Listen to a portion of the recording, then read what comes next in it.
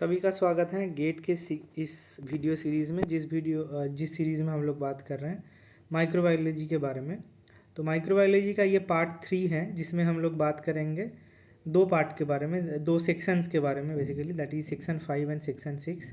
अब section 5 and section 6 में आपका है, पहला है माइक्रोबियल ग्रोथ। अब जैसे कि आप सब लोग जानते हैं, अगर आप प्रीवियस ईयर क्वेश्चन करते हैं या फिर जो आपको करना भी चाहिए इस टाइम पे, माइक्रोबियल ग्रोथ डेफिनेट एक आपको क्वेश्चन, एक सवाल तो मिल ही जाएगा आराम से, एक से दो सवाल भी कभी कभी मिल सकता है। और उससे सबसे बेहतर चीज़ है कि यहाँ पे न्यूमेरिकल एप्टीट्यूड टाइप जो क्वेश्चन पूछा जाता है, चाहे वो 2 मार्क्स का है या चाहे 1 मार्क्स का है, हर साल पूछा जाएगा, ये गारंटी है। और माइक्रोबियल ग्रोथ समझने के लिए आपको कुछ ज़्यादा कुछ है नहीं यहाँ पे। और उसके साथ साथ एक चीज़ मैं बताऊँगा, ये बैक्टीरियल बायोफिल्म वाला जो कंसेप्ट है, बायोफिल्म बायोफाउलिंग बहुत छोटा सा एक पार्ट है, बट बैक्टीरियल बायोफिल्म रिलेटेड जो कोरम सेंसिंग है, bacterial cell to cell communication है, तो इसके बारे में आप एक बार अलग से मैं वीडियो में बता दूंगा, पर आप इसको भी कवर कर लीजिए क्योंकि ये माइक्रोबियल ग्रोथ में ही आता है। अच्छा, उसके साथ साथ मैथमेटिकल एक्सप्रेशन ग्रोथ का इसमें नया कुछ नहीं है। नया यही 2025 में एक सवाल पूछा गया था, जो आपका आप कह सकते हैं माइक्रोबियल ग्रोथ के साथ जो बैक्टीरियोफाज, मतलब प्लैक फॉर्मिंग यूनिट, बस साइज, ये सब के बारे में पूछा गया था। कुछ नहीं, उसके बारे में हम लोग डिस्कस करेंगे। पहला क्वेश्चन मैंने वही रखा है।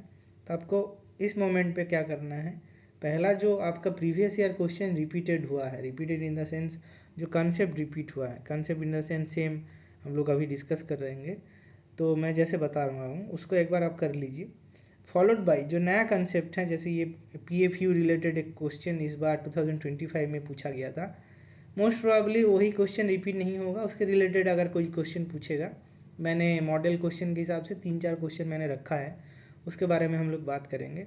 अपार्ट फ्रॉम दैट जो बेसिक जो माइक्रोबियल ग्रोथ इक्वेशन है उसके रिलेटेड, जैसे मान लीजिए जनरेशन टाइम निकालने के लिए बोल दिया, या कुछ टाइम बाद 1 घंटा 2 घंटे के बाद कितने बैक्टीरियल सेल्स प्रेजेंट होंगे, इनके बारे में अगर पूछा जाएगा तो आप उसको कर लीजिए।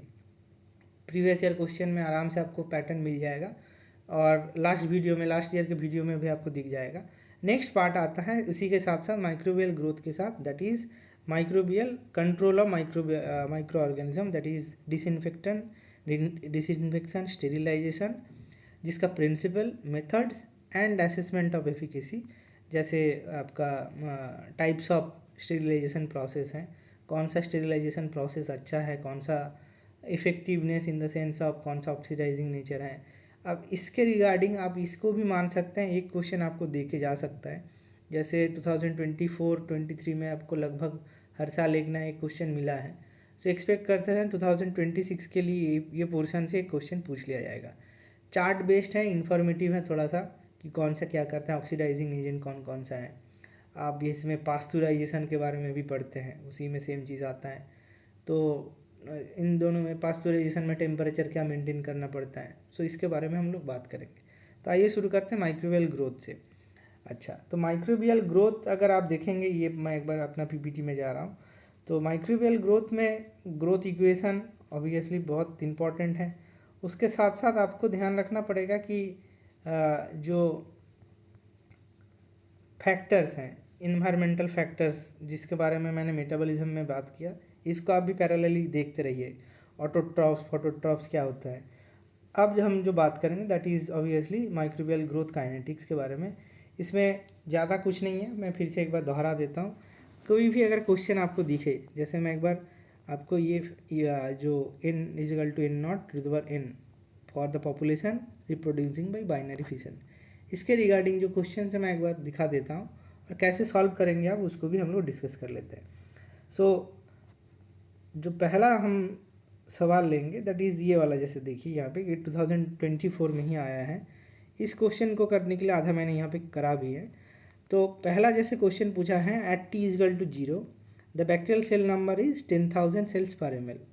सो इनिशियल आप क्या करेंगे पहले, तो आप मान लीजिए कि ये इक्वेशन मैंने लिख लिया, n0 = n, ठीक।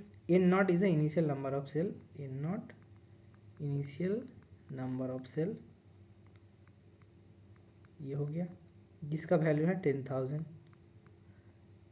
अब n =t/g, total time by generation time, यहाँ पे भी मैंने लिखा। अब टोटल टाइम यहाँ पे 480 मिनट्स है। यहाँ पे क्या पूछा गया है, what is the mean generation time during this exponential growth period rounded up to nearest integer. 480 minute के बाद सेल्स का नंबर इंक्रीज होके हो गया 3,20,000 सेल्स पर एम एल। सो जो यहाँ पे जो n है दैट विल बी 3,20,000। तो इस इक्वेशन में हम अगर रखेंगे इसको 3,20,000, यहाँ पे ये हो गया, इन नॉट बता गया है 10,000 into two the power n, या इसको आप ऐसे ही रख दीजिए। अब क्या करेंगे हम लोग, तो इसको डिवाइड करेंगे। तो अब मान लीजिए हम लॉग भी ले सकते हैं, लॉग लेके भी काम हो जाएगा आराम से आपका। जैसे अब मान लीजिए कि 3,20,000 बाई 10,000, तो ये चला गया, और ये 32 टू द पावर n। अब इसको अगर आप कंपेयर करेंगे तो जैसे कि आप जानते हैं कि जो एक्सपोनेंशियल है to the power n, to the power 4 16, to the power 5 32, n equal to 5, और हम लोग जानते हैं n equal to t by g. यहाँ पे हम आराम से रखेंगे क्या, जनरेशन टाइम पूछा है तो g equal to t by n। n is the number of generation, t total time 480 minute, तो 480 मिनट डिवाइडेड बाई आपका नंबर ऑफ जनरेशन, ये रहा निकला नंबर ऑफ जनरेशन, 5 से डिवाइड करेंगे तो आ जाएगा आंसर 96 मिनट, जैसे यहाँ पे भी मैंने किया है। तो एज रेफरेंस आप इसको मान सकते हैं। ये है स्टैंडर्ड क्वेश्चन जो आपको हर साल दिखेगा, जैसे 2024 में था, आपको फिर से लेके चलते हैं 23 में। 23 में भी ये सवाल 2 नंबर के लिए पूछा गया था। क्या पूछा गया था कि during the exponential growth it took 6 hours for the population of the bacterial cells to increase from 2.5 into 10⁶ to 5 into 10⁸ the generation time. आप देख सकते हैं 23 का सवाल है ये, और हम लोगों ने जो क्वेश्चन सवाल किया है 24 का सवाल है। कंसेप्ट सेम है, न्यूमेरिकल में भी जनरेशन टाइम ही पूछा गया है। अब 25 में जो क्वेश्चन पूछा गया उसमें डायरेक्ट जनरेशन टाइम नहीं पूछा गया था, बैक्टीरियोफाज के साथ कोरिलेट करके क्वेश्चन बनाया गया था। तो 26 के लिए मेरा सजेशन ये है कि आप इस तरह का क्वेश्चन ऑमिट मत कीजिए, एटलीस्ट 1-2 बार कर लीजिए कैसे मैंने किया।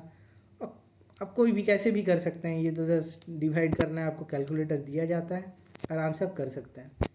इसमें तो कैलकुलेटर चाहिए भी नहीं, आप आराम से निकाल सकते हैं। 26 में आपको यही n equal to n naught to the power n universal चीज़ें हैं, भूलना नहीं है, इसको ही आप बार बार रिवाइज कीजिए, ये आपको बहुत मदद करेगा। अगले पार्ट में हम लोग चलते हैं। सो ये 2-3 सवाल मैंने रखा था 24-23 में, प्रीवियस वीडियोज़ में भी मैंने ये बताया है। अच्छा, ये पार्ट हो गया आपका एक पार्ट जहाँ पे डायरेक्ट सवाल बनते हैं। तो माइक्रोबायोलॉजी, माइक्रोबियल ग्रोथ, काइनेटिक्स से जो सवाल बनेंगे कुछ इस तरह से बनेंगे। अच्छा, और एक चीज़ अगर आप पूछ लीजिए कि यहाँ पे अगर कोई पूछ ले ग्रोथ रेट कांस्टेंट क्या है, तो growth rate constant is n/t, number of generation per unit time, इसी को हम ग्रोथ रेट कांस्टेंट बोलते हैं। ये अगर सवाल में कभी भी पूछ ले, जैसे आप सब कुछ निकाल चुके हैं, पर यूनिट टाइम के हिसाब से निकालने के लिए बोल दिया, तो ग्रोथ रेट कांस्टेंट आप निकाल सकते हैं आराम से। अब आइए जो 2025 वाला जो सवाल था उसको हम लोग देखते हैं। So microbial growth kinetics, it is more than enough, आप आराम से समझ सकते हैं कि और इसमें और कुछ आता भी नहीं है। बैक्टीरियल जो ग्रोथ कर्व है इसके ऊपर कभी कभी सवाल बन जाते हैं। अब ये ग्रोथ कर्व आपने देखा होगा, ये रहा आपका बैक्टीरियल ग्रोथ कर्व, ये रहा bacterial growth curve, exponential growth phase, stationary, एक लैग रहता है, एक एक्सपोन lag, log, stationary and death phase, और एक आता है उसके बाद आप जो कैरेक्टरिस्टिक्स पूछा जाता है। जैसे स्टेशनरी फेज में क्या होता है, there is a net balance between cell death and cell growth. So जो टोटल सेल पॉपुलेशन है, अब देख सकते हैं कांस्टेंट रह जाएगा, एक्सपोनेंशियल के बाद वाला जो स्टेप है दैट इज़ कांस्टेंट। सो पहला जो प्रोसेस है व्हाई इट इज़ लैग, इसमें क्या बनता है, ऑब्वियसली जो ओल्ड सेल्स है वो डिप्लीटेड ऑफ एटीपी, तो नए सेल्स बनाने के लिए एटीपी चाहिए। सो ऑब्वियसली जो कंपोनेंट सिंथेसाइज होते हैं उस प्रोसेस में टाइम लग जाता है। एक्सपोनेंशियल फेज में bacterial cell population exponentially grow करता है, डबल हो जाता है टू द पावर n के हिसाब से, maximum rate of possible growth achieve करता है। And followed by death phase जहाँ पे सेल डेथ हो जाता है। अब जैसे 2023 में ही एक सवाल इसी रिलेटेड पूछा गया था, शायद कैरेक्टरिस्टिक्स के बारे में बताया गया था। हाँ, जैसे मान लीजिए बैच कल्चर रिलेटेड था। Batch culture in the sense, जैसे आप मान लीजिए फर्मेंट, ये बायोटेक्नोलॉजी रिलेटेड पार्ट में आपने पढ़ा होगा कभी, कॉन्टिन्यूस स्टार्टाइट reactor, batch reactor, feed batch type of reactor. So batch reactor मतलब बैच कल्चर और माइक्रोब्स, मतलब आप इसी में आप डाल दीजिए खाना पीना और बैक्टीरिया ग्रो करता रहेगा। सो यहाँ पे कुछ कैरेक्टरिस्टिक्स और इसका स्टेटमेंट बताया गया, और कुछ नहीं, सेम बैक्टीरियल ग्रोथ का रिलेटेड ही था। Cells from stationary phase will show longer lag phase when inoculated in fresh growth medium compare to the those collected from exponential phase. Not correct पूछा है। Cells from stationary phase will show longer lag phase when inoculated in fresh growth media in compare to those collected from exponential phase. तो यहाँ पे which one of the following is not correct, तो ये तो सही है obviously, time तो लगेगा स्टेशनरी फेज में जो है। एक्सपोनेंशियल मतलब ग्रो कर रहा है cells, those are highly metabolically active rather than दो cells that are in stationary phase. ये तो बिल्कुल सही है, कोई दिक्कत नहीं है। Death phase of culture is often exponential in nature. अब देखेंगे जब डेथ फेज हो रहा है तो obviously that is also same. अच्छा, स्टेशनरी फेज को कभी कभी इसे क्रिप्टिक ग्रोथ फेज बोला जाता है। So this is also correct. Not correct, the rate of generation of new cell during exponential growth phase is constant. नहीं, ऑब्वियसली ये गलत स्टेटमेंट है। तो इस रिलेटेड फंडामेंटल आप ऑप्शंस को एलिमिनेट करके कर सकते हैं आराम से। सो स्टेशनरी फेज को क्रिप्टिक ग्रोथ फेज बोला जाता है, एक नया इन्फॉर्मेशन है, आप इसको पॉइंट आउट करके रख सकते हैं। क्रिप्टिक ग्रोथ फेज क्यों बोला जाता है स्टेशनरी फेज को। यहाँ पे नेट जो आपका ग्रोथ होता है दैट इज़, जैसे मैंने बोला कि आपका जो बर्थ जो सेल्स ग्रो हो रहा है उसमें जो death rate and birth rate है दोनों सेम है। जितने सेल्स बन रहा है उतने सेल्स मर रहा है। So net rate will be zero. So इसी को क्रिप्टिक ग्रोथ फेज बोला जाता है। इसलिए there is no net growth, इसलिए इसको क्रिप्टिक ग्रोथ फेज बोला जाता है। अच्छा, ये रहा दूसरा पार्ट। अब आइए आपका जो मेन सवाल था उसमें जाने से पहले यहाँ पे जो कंसेप्ट आता है दैट इज़ ऑफ फाज में आता है प्लैक फॉर्मिंग यूनिट। तो हम जनरली क्या करते हैं, फाज को पता कैसे चलेगा। Host cell obviously these are obligate parasites in host. अब इसको करने के लिए आपको क्या करना पड़ेगा, पहले होस्ट को इन्फेक्ट कराना पड़ेगा। तो अब एक बार हम लोग देख लेते हैं क्या है plaque forming unit and all. तो इसमें आपको देखना पड़ेगा, ये रहा, एक है कॉलोनी CFU पर ml। तो सीरियल डाइल्यूशन आपको सभी को पता है कि जो कॉलोनी फॉर्मिंग यूनिट है हम पहले क्या करते हैं, सीरियली डाइल्यूट करते हैं, क्योंकि ऑब्वियसली एक सर्टेन लिमिट तक ही प्लेट में ग्रो कर सकता है, नहीं तो ओवरलैप हो जाएगा। जैसे देख लीजिए यहाँ पे इतने सारे 2 डेंस हैं कि आप काउंट नहीं कर सकते हैं। एक कॉलोनी मतलब एक इंडिविजुअल सेल ही बनाता है। एक इंडिविजुअल सेल बार बार रेप्लिकेट जब होगा तो नंबर ऑफ बैक्टीरियल सेल्स बढ़ेंगे and it will show a visible colony. So हम लोग इससे जैसे प्योर पॉपुलेशन कहते हैं जिसको, so this are all countable in number. पर अगर आप बहुत ज़्यादा डाइल्यूट करेंगे या बहुत ज़्यादा डेंस हो जाएगा then in those cases bacterial will be too dense to count और bacterial will be too low to count. तो सीरियल डाइल्यूशन करके हम एक सर्टेन डाइल्यूशन में पहुंचते हैं जहाँ पे आप काउंट कर सकते हैं नंबर ऑफ बैक्टीरियल कॉलोनी। जैसे काउंटेबल इज़ 25 to 250, इतना ही हम काउंट करते हैं, जनरली इसके रेंज में रखते हैं। तो सीरियल डाइल्यूशन में सेम चीज़ हम क्या करते हैं, पहले हम ओरिजिनल बैक्टीरियल कल्चर मान लेते हैं जिसमें 50,000 सेल्स पर ml है। 10 टाइम्स डाइल्यूट हुआ 5,000 हो गया, उसी का हम 1 ml लेके प्लेट करते हैं। कैसे प्लेट करेंगे, ऑब्वियसली पोर प्लेट हो सकता है, फिर स्प्रेड प्लेट हो सकता है। इसमें आता है CFU पर ml, कॉलोनी फॉर्मिंग यूनिट पर ml। कितने ऐसे बैक्टीरियल सेल्स हैं जो कॉलोनी फॉर्म कर सकते हैं, दैट इज़ CFU पर ml। Number of colonies form divided by volume of sample plated. अब मान लीजिए 100 माइक्रोलीटर आपने प्लेट किया, सो 100 माइक्रोलीटर इंटू डाइल्यूशन फैक्टर। अब ये जो डाइल्यूशन फैक्टर है, जैसे क्या है यहाँ पे डाइल्यूशन फैक्टर, यहाँ पे जैसे मान लीजिए कि आपने क्या किया, 10 फोल्ड करके हो रहा है, 10⁻⁻1, 10⁻2, 10⁻3 -4, ऐसे करके आप सीरियल डाइल्यूट कर रहे हैं। जैसे यहाँ पे देखिए 1 in 100 that is 10⁻2 factor dilution इसी का। अब इसको आपने फिर से डाइल्यूट किया 100 टाइम, 10⁻4 हो गया। इसी को फिर से आपने डाइल्यूट किया 10⁻6 हो गया। इसी को फिर आपने डाइल्यूट किया 10⁻8 हो गया। So this are serial dilution process, जहाँ पे आपको बैक्टीरियल सेल्स कॉलोनी काउंट करने के टाइम पे ये सीरियल डाइल्यूशन करना पड़ता है।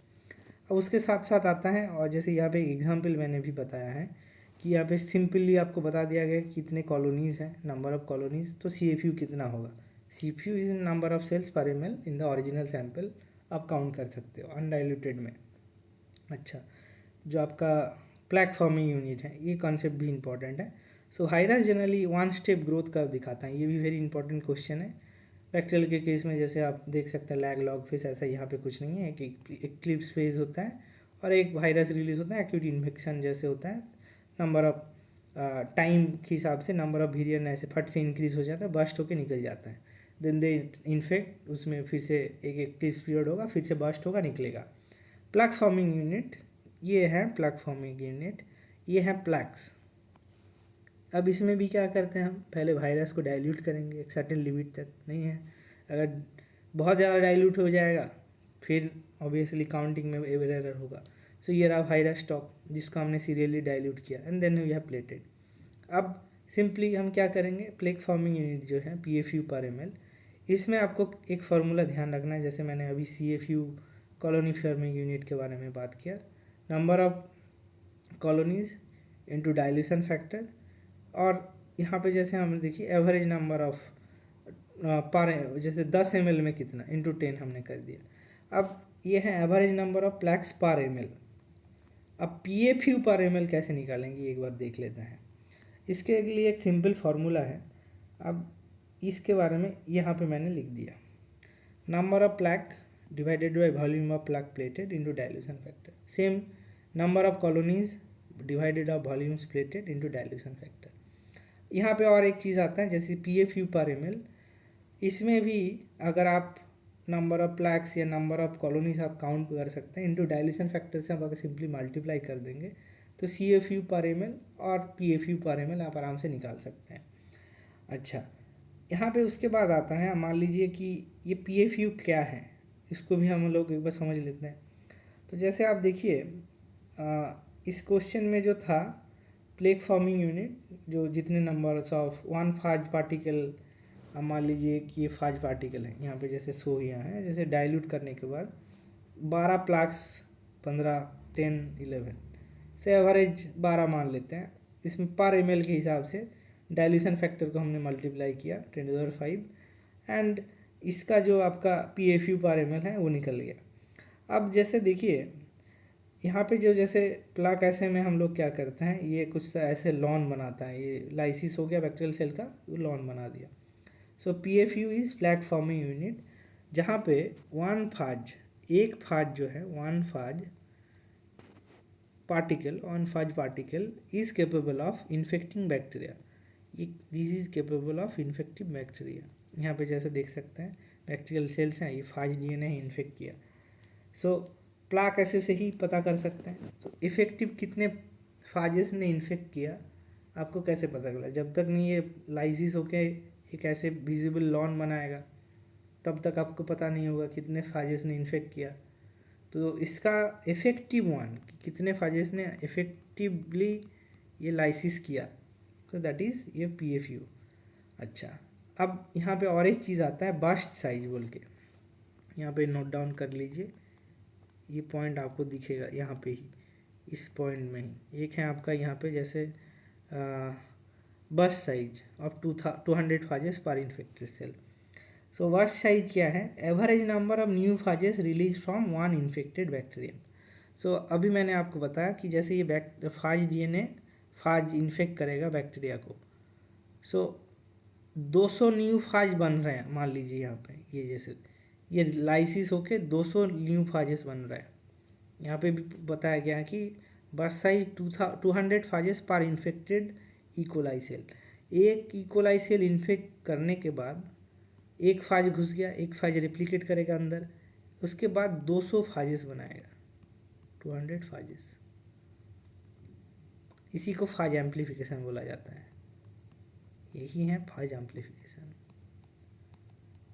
तो एक टर्मिनोलॉजी हमने बताया कि बस्ट साइज क्या होता है, तो बस्ट साइज यही होता है कि मान लीजिए एक फाज में एक इकोलाई सेल में एक फाज घुसा, अब वो कितना फाजेस निकालेगा, मतलब रेप्लिकेट होगा उसका अंदर, फिर वायरल रेप्लिकेशन होगा एंड देन बास्ट आउट करके निकलेगा।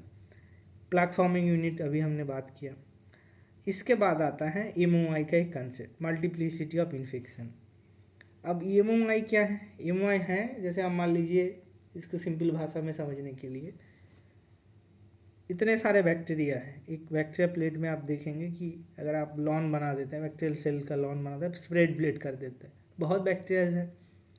जब आप वायरस का कॉकटेल डालते हैं, मिक्सचर ऑफ वायरस और एक सिंगल सस्पेंशन ऑफ खाली वायरसेस हैं, T7 फाजेस, कोई भी फाजेस हैं, तो रैंडमली वो वायरस जो क्या करेगा, जैसे बैक्टीरियल सेल्स हैं, तो अब आपने मान लीजिए एक बाल्टी पे आप बॉल फेंक रहे हैं, ऐसे 4 बाल्टी रखा हुआ है, 4 बाल्टी पे आप बॉल फेंक रहे हैं दूर से।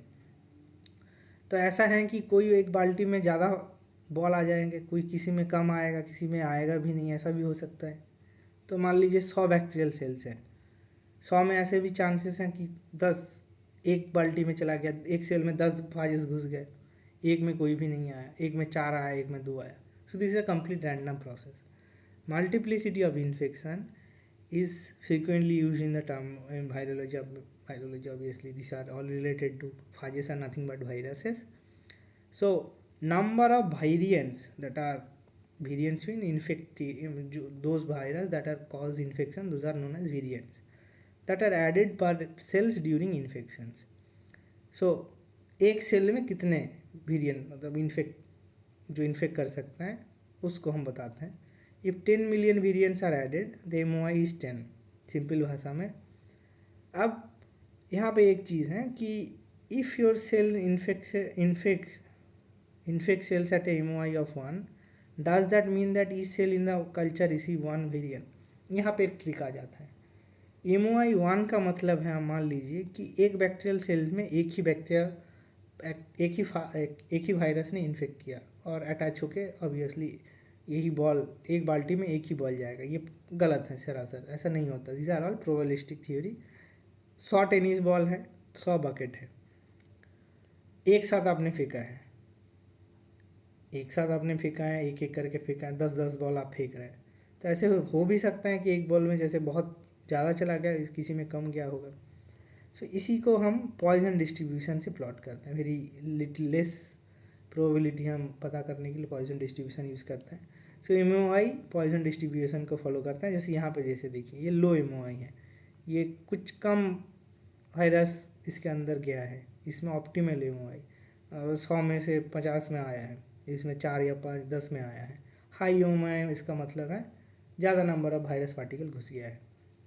और जानकारी के लिए आप इसमें क्लिक करेंगे तो आपको इसी के ऊपर आप चले जाएंगे। ये बहुत अच्छा एक पार्ट है जहाँ पे और डिटेल में ये पार्ट डिस्कस किया गया है। तो एमओआई का कंसेप्ट यही कहता है कि आपका जो नंबर ऑफ फाजेस होगा, नंबर ऑफ वायरसेस जो आप जब उसको पोर करेंगे प्लेट में, आप वायरस पार्टिकल को पोर करेंगे, उसमें क्या कंसेप्ट आता है। तो यहाँ पे जो पूछा गया था कि आप ये एज्यूम कर लीजिए phage absorption is instantaneous and occurs at 1 multiplicity. तो पहला ये चीज़ ये मत कंफ्यूज हो जाइए कि 1 मल्टीप्लिसिटी बता रहा है, क्या बता रहा है। क्वेश्चन को पूरा पढ़िए। मैंने भी पहली बार जब क्वेश्चन पढ़ा था ये क्या पूछ लिया, पर बहुत सिंपल है। क्या है एक बार देख लेते हैं।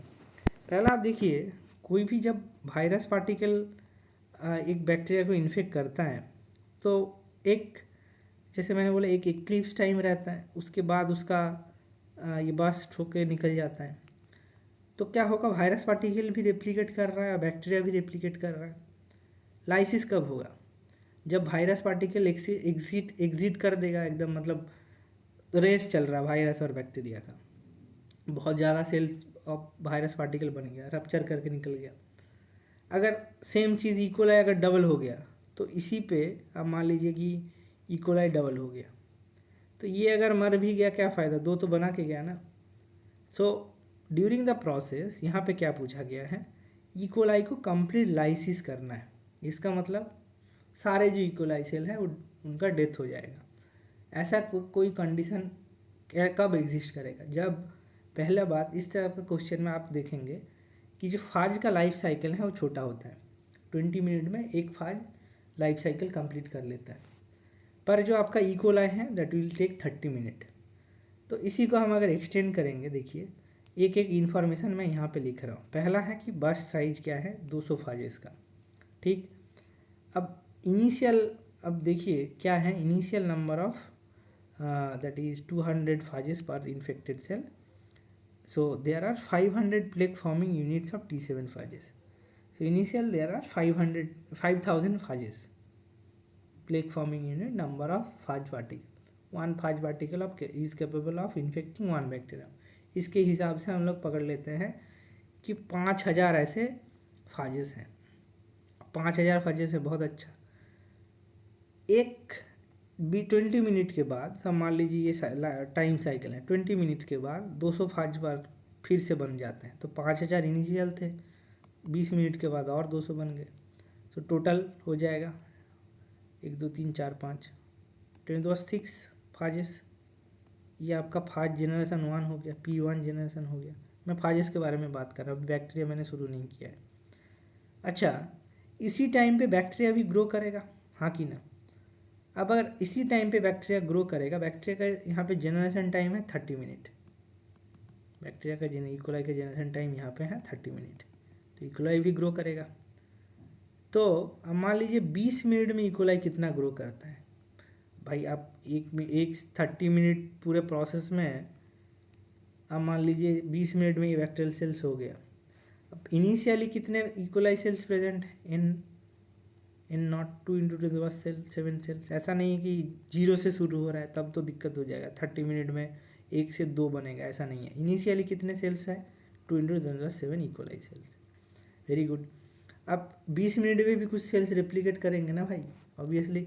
30 मिनट अगर उसका लाइफ स्पैन है, ऐसा नहीं कि सब लोग 0 से स्टार्ट कर रहे हैं। कुछ सेल्स ऑलरेडी हैं, कुछ cells already have undergone this process, और वो बीच में कहीं पे है 30 मिनट का। 30 मिनट के बाद ये डबल हो जाएगा। बट आप एज्यूम कर सकते हैं n is equal to t by g, total time by generation time, 20 minute by 30 minute. तो एन कितना होगा, n naught into two the n. अब एन अगर ये है 22/3, इसको अगर आप करेंगे, सो इनिशियल जो आपका आंसर आएगा दैट इज़ 3.2 इंटू 10⁻⁷। ये बैक्टीरियल का जो फर्स्ट जनरेशन है, ये हो गया आपका फर्स्ट जनरेशन के बाद number of bacterial cell, number of bacterial cell.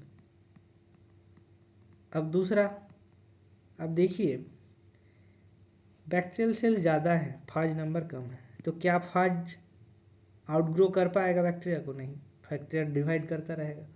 फाजेस का नंबर कम है भाई, ज़्यादा होगा तभी तो लाइज होकर फाज निकलेगा। सारे इकोलाई सेल्स को लाइज हो जाएगा। कब लाइज होगा, काइंड ऑफ कंपटीशन जेने में अभी मैंने जैसे बताया।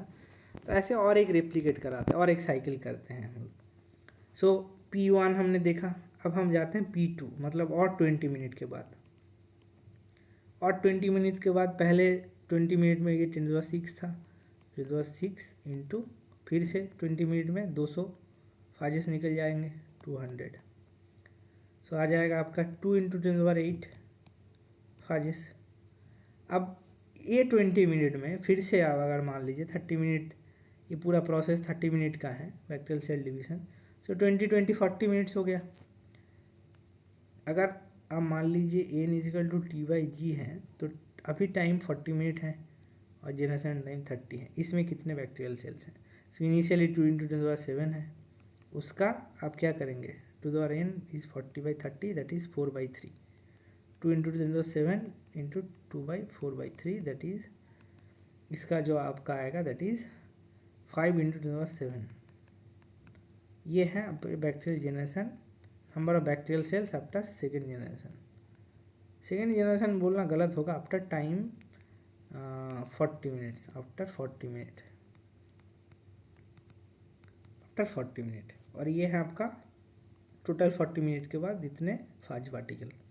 तो देखिए नंबर कंपेयर कीजिए, पहले में था P1 में 10⁻⁶ फाजेस, ये फाज पार्टिकल है, और बैक्टीरिया जो सेल्स था वो 3 इंटू 10⁻⁷ था। इसको आप नोटिस कीजिए, ये फर्स्ट साइकिल में हो गया। सेकेंड साइकिल में फाज पार्टिकल 2 इंटू 10⁻8 और बैक्टीरियल सेल्स 5 इंटू 10⁻⁷, आउटग्रो कर गया। फाजेस का नंबर ज़्यादा हो गया।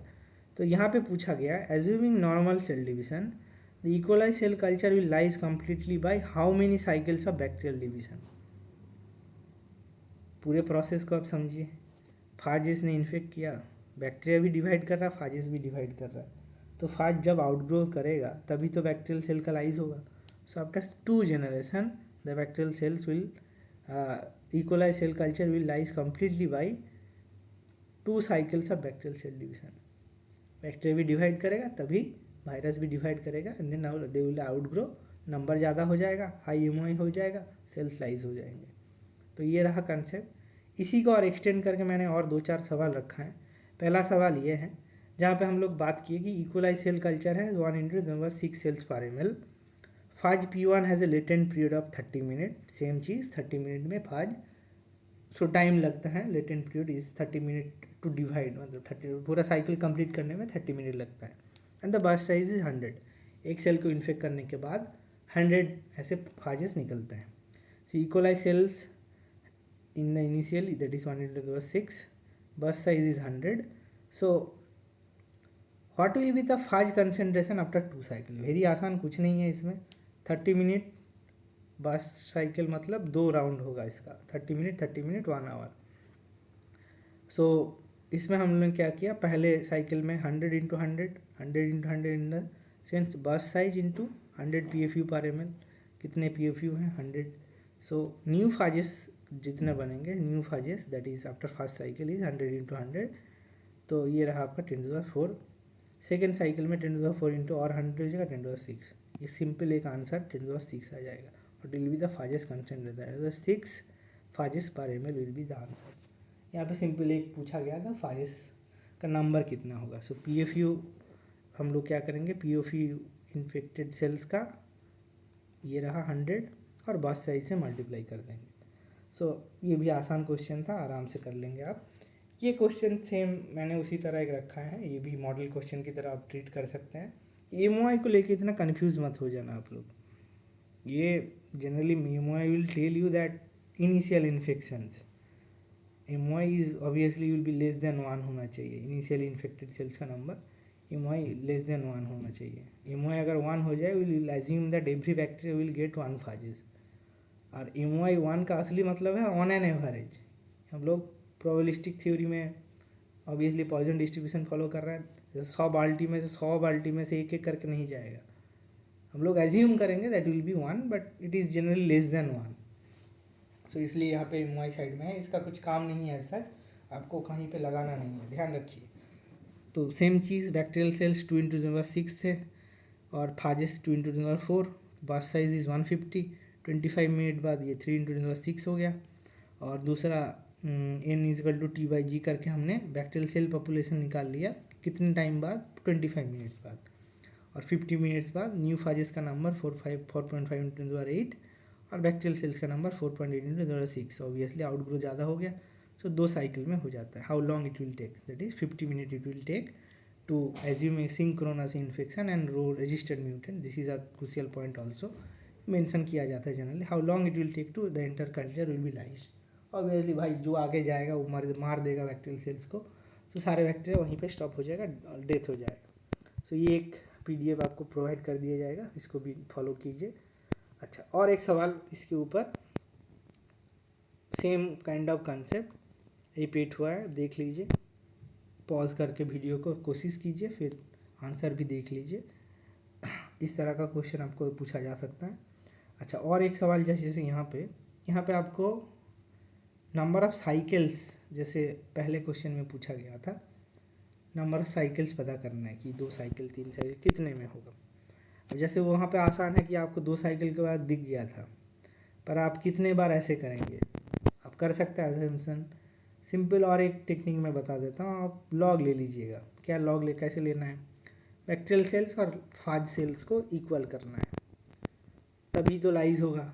तो हम एज्यूम करके चलेंगे एक ऐसा पॉइंट आएगा, एक ऐसा साइकिल आएगा, हाउ मेनी फाज साइकिल, एक ऐसे साइकिल के बाद दोनों इक्वल हो जाएगा और उससे ज़्यादा होगा जब लाइज हो जाएगा। Very fundamental.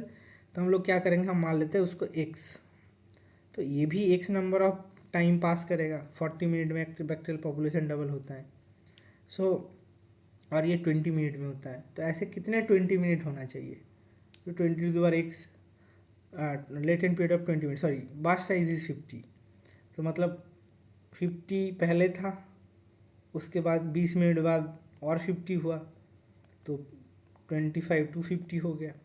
अब ये जो आपका 20 मिनट बाद है, बैक्टीरियल सेल पॉपुलेशन कितना होगा जैसे हमने कैलकुलेट किया था, ऐसे हमने क्या कर दिया कि हम मान लेते हैं ऐसे एक साइकिल होंगे। सो 50 × 50 ऐसे मल्टीप्लाई करेंगे ना आप, हर टाइम 50 मल्टीप्लाई करेंगे, तो हम मान लेते हैं एक्स टाइम एक्स ऐसे बार करना पड़ेगा। सेम उसी स्केल में हम क्या करेंगे, बैक्टीरिया को भी रिप्रोड्यूस होगा, बैक्टीरिया का भी डबलिंग होगा, तो एक्स टाइम बैक्टीरिया का भी होगा, दोनों को इक्वल कर दिया हमने। सी इनिशियल 10⁻6 था, यहाँ पे रेशियो है देखिए 1:1:10⁻6 का। सो 10⁻6 ये रहा, और 50 कर दिया, उसी को हम रिपीट करेंगे। और ये जो पार्ट है इसमें हमने क्या किया, n=t/g, तो t कितना होगा हमने इसको x से मल्टीप्लाई कर दिया, फैक्टर लगा दिया, x फैक्टर। सो ऐसे क्या होगा, तो ऐसे हम अगर करेंगे तो दोनों तरफ हमने लॉग ले लिया, सॉल्व करेंगे तो ऐसे 4-5 साइकिल होगा। तो आप देखिए ये 4 बार अगर हम करेंगे तो ये आ जाएगा, जो बैक्टीरियल सेल का जो नंबर होगा 4 बार, मतलब आप कितना पकड़ सकते हैं, 80 मिनट। 80 मिनट बाद ये जो फाज काउंट होगा that will be approximately equal to bacterial count, और उससे ज़्यादा होगा तो लाइस हो जाएगा। सो ये एक कंसेप्ट है, उसी तरह घुमा के पूछा जा सकता है, मॉडल क्वेश्चन है, इसकी तरह मान सकते हैं। प्रैक्टिस कर लीजिए, आसान है, पॉज करके वीडियो को प्रैक्टिस कर लीजिए एक बार, ठीक है। अच्छा, दूसरा और एक सवाल बन सकता है, ये जैसे कंटिन्यूअस कल्चर ये सब के बारे में जनरली उतना पूछा नहीं गया है, फिर भी कभी कभी 1-2 सवाल बन जाता है। ये क्वेश्चन से पूछा जाता है, मोनोड इक्वेशन। ये मोनोड इक्वेशन कुछ जाना पहचाना लग रहा है आपको? ये माइकलिस मेंटेन इक्वेशन के जैसा ही कुछ दिखता है। इसमें आपको जैसे एंजाइम काइनेटिक्स में हम लोग सॉल्व करते थे उसी तरह म्यू मैक्स के सबस्ट्रेट कंसंट्रेशन, इसके हिसाब से आप जो वैल्यूज़ हैं उसको पुट करेंगे तो आपका आंसर आ जाएगा। पर यहाँ पे एक ट्रिक है, यहाँ पे बताया गया है steady state cell concentration as a fraction of mu max निकालना है। पहले ये समझते हैं स्टेडी स्टेट कंडीशन क्या है। तो इसमें यहाँ पे एक चीज़ देखिए, डाइल्यूशन रेट, एक पॉइंट आता है डाइल्यूशन रेट, मेरे स्कोप के बाहर है, इसको समझाना। डाइल्यूशन रेट जब म्यू के बराबर हो जाता है, म्यू इन द सेंस जो आपका मोनोड इक्वेशन में आप जैसे देते हैं ग्रोथ रेट का अगर बराबर हो गया that is the steady state cell concentration. Same हम इसको क्या करेंगे, डी का वैल्यू 0.4 दे के रखा है, उसको पुट करके म्यू बाई म्यू मैक्स, क्योंकि इसमें पूछा गया था कि जो आपका स्टेडी स्टेट सेल कंसंट्रेशन है as a fraction of mu max निकालिए। So mu by mu max निकालेंगे तो ये 0.67 म्यू मैक्स आएगा, इसी के बारे में पूछा गया था। तो एक ध्यान रखिए कि स्टेडी स्टेट कंडीशन क्या होता है, जहाँ पे जो आपका जो डाइल्यूशन रेट है दैट इज़ ग्रोथ रेट के हिसाब से इक्वल हो जाता है, और उसी को हम स्टेडी स्टेट कंडीशन बोलते हैं। मोनोड इक्वेशन इंपॉर्टेंट है, 1-2 बार शायद सवाल भी बना है, तो इसको ओमिट मत कीजिए, फिर से एक बार मैं बता दिया इसलिए। अच्छा, दूसरा और अब आ जाइए, मैंने यहाँ पे पॉइंट आउट कर दिया। यहाँ पे एक सवाल मैं बताना चाहूँगा, ये वाला पार्ट CFU वाला क्वेश्चन, हाँ ये यहाँ पे एक क्वेश्चन है CFU PFU colony forming unit. Same fundamental question घुमा के इसको इसमें बातों में घुमा देते हैं, कुछ नहीं, डाइल्यूशन फैक्टर से हम मल्टीप्लाई कर देंगे, आराम से आंसर आ जाएगा। पहले नंबर ऑफ कॉलोनीज, जैसे आपने PFU के बारे में पढ़ा, कितने प्लाक फॉर्मिंग यूनिट है, मतलब कितने फाज पार्टिकल हैं। Number of colony forming unit, कितने बैक्टीरियल सेल्स हैं, 400। डाइल्यूशन फैक्टर यहाँ पे दिख रहा है आपको 10⁻4, सो 10⁻6 हो गया, दैट इज़ CFU पर ग्राम। ml में पूछ लिया, ग्राम में पूछ लिया, आपको कुछ नहीं करना है, आपको CFU पर ग्राम अगर निकालना है या CFU पर ml निकालना है, सिंपली हम नंबर ऑफ कॉलोनीज को डाइल्यूशन फैक्टर से मल्टीप्लाई कर देंगे, ये ध्यान रखिए। और नीचे दिया गया ये पॉइंट ध्यान रखिए, CFU पर ml कैसे निकालना है। अगर CFU पर ml में कॉलोनीज आपको अगर दे दिया है और डाइल्यूशन फैक्टर दे दिया है, तब भी आप निकाल सकते हैं। जैसे 1 ग्राम के केस में यहाँ पे बताया गया है, 1 ग्राम उसको सैंपल में हमने डाइल्यूट किया, दैट यील्डेड 400 CFU। सो ये पॉइंट आप आराम से डायरेक्ट कर सकते हैं। तो इसको करने के लिए मेहनत कुछ नहीं चाहिए, बस आपको ये ध्यान रखना पड़ेगा डाइल्यूशन फैक्टर से मल्टीप्लाई करना पड़ेगा।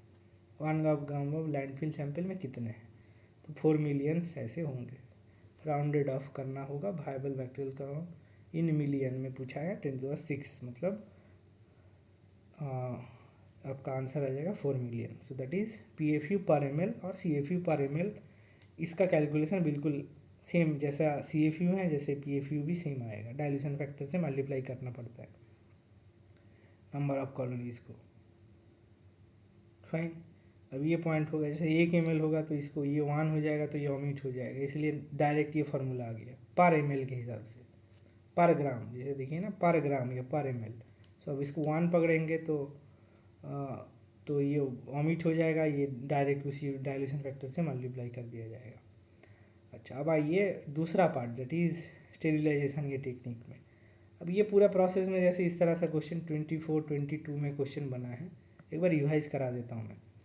सो इसमें आपको क्या करना है, कंट्रोल ऑफ माइक्रो ऑर्गेनिज्म, जो ग्रोथ ऑफ कैसे कैसे हो सकता है। एक फिजिकल एजेंट, जिसमें जनरली उतना कभी देखा नहीं मैं क्वेश्चन, पर match the following type of question पूछा जा सकता है। तो ध्यान रखिए, इस तरह का क्वेश्चन करना है तो आपको पॉइंट आउट करना है कि पहले ये क्या है कि स्टेरिलाइजेशन, डिसइंफेक्शन, एंटीसेप्टिक और सैनिटाइजेशन में अंतर क्या है।